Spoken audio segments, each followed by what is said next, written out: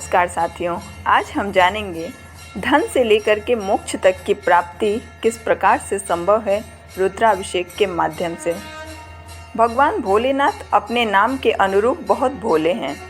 भगवान शिव जो एक लोटा जल से भी प्रसन्न होकर अपने भक्तों के सभी कष्ट को हर लेते हैं।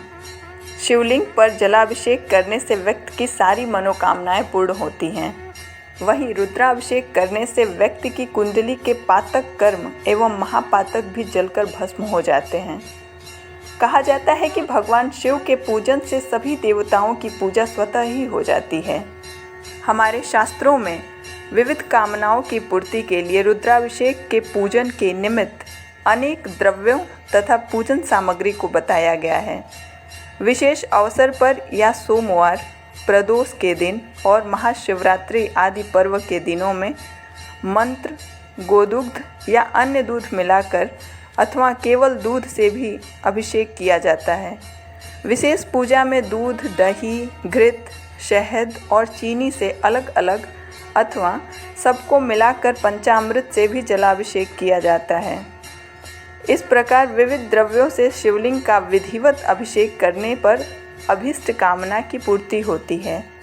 वहीं रुद्राभिषेक से काल सर्प योग, गृह कलेश, व्यापार में नुकसान, शिक्षा में रुकावट, सभी कार्यों की बाधाएं भी दूर होती हैं। तो चलिए जानते हैं भगवान शिव के रुद्राभिषेक के अन्य लाभ के बारे में। शिवलिंग का जलाभिषेक करने से वर्षा होती है।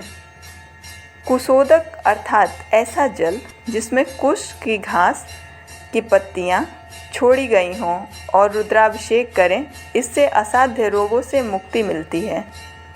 दही से रुद्राभिषेक करने से भवन वाहन की प्राप्ति होती है। शिवलिंग पर गन्ने के रस से अभिषेक करने पर अपार लक्ष्मी प्राप्त होती हैं। शहद व घी से शिवलिंग पर रुद्राभिषेक करने से धन में वृद्धि होती है। तीर्थ के जल से शिवलिंग पर रुद्राभिषेक करने से मोक्ष की प्राप्ति होती है। रोगों से मुक्ति हेतु इत्र से अभिषेक करने से लाभ प्राप्त होता है। दूध से रुद्राभिषेक करने से पुत्र रत्न की प्राप्ति होती है। शीतल जल या गंगा जल से रुद्राभिषेक करने से ज्वर से शांति प्राप्त होती है। सहस्त्र नाम मंत्रों का उच्चारण करते हुए घृत की धारा से रुद्राभिषेक करने पर वंश का विस्तार होता है। दूध में शक्कर मिलाकर रुद्राभिषेक करने से मंद बुद्धि भी विद्वान हो जाते हैं। शत्रुओं से परेशान हैं तो सरसों के तेल से शिवलिंग पर अभिषेक करने से दुश्मन पराजित हो जाते हैं। तो इस प्रकार से महादेव की महान कंपा प्राप्त की जा सकती है।